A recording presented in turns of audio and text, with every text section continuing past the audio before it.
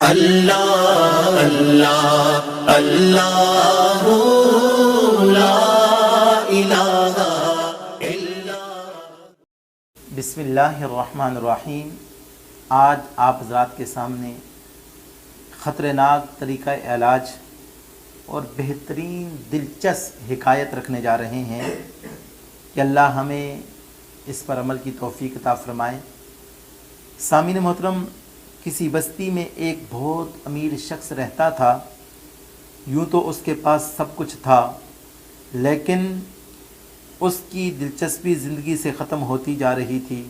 اسے نہ بھوک لگتی اور نہ ہی صحیح طریقے سے اسے نیند آتی۔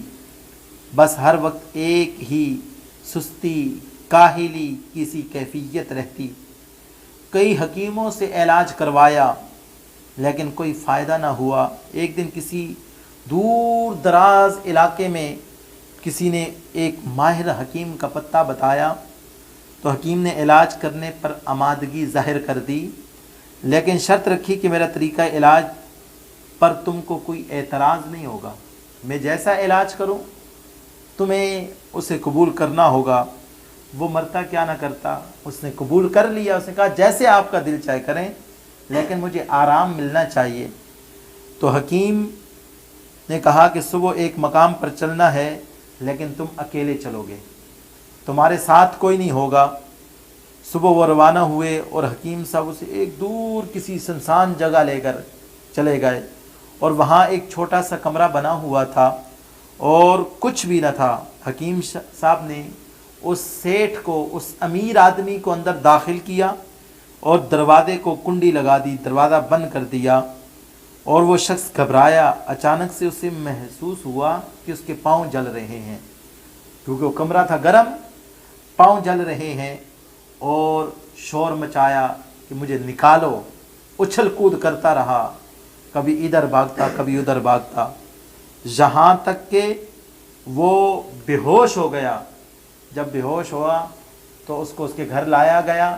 جب اس کو ہوش آیا تو پہلا اس نے آرڈر دیا کہ اس حکیم کو میرے پاس لاؤ تاکہ اس کو سزا دوں، لیکن اس نے محسوس کیا کہ مجھے بھوک بھی لگ رہی ہے اور نیند بھی آ رہی ہے، تو وہ سمجھ چکا تھا کہ میرا علاج ہو چکا ہے، مجھے صحت مل گئی ہے۔ تو یہ کہانی ہم نے بچپن میں بھی سنی ہے۔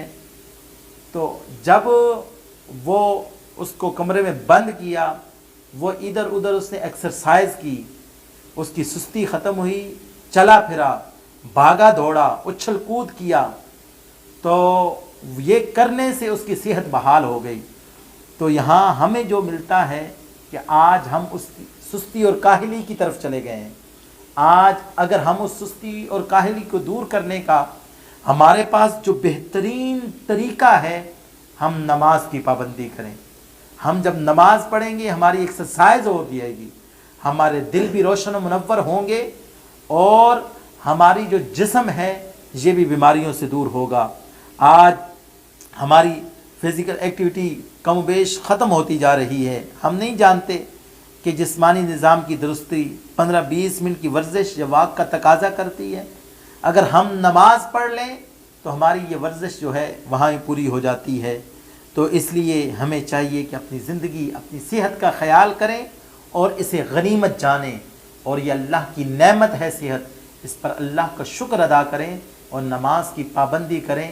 آپ کا قلب بھی صاف اور ستھرا رہے گا اور آپ کا جسم بھی صحت مند رہے گا۔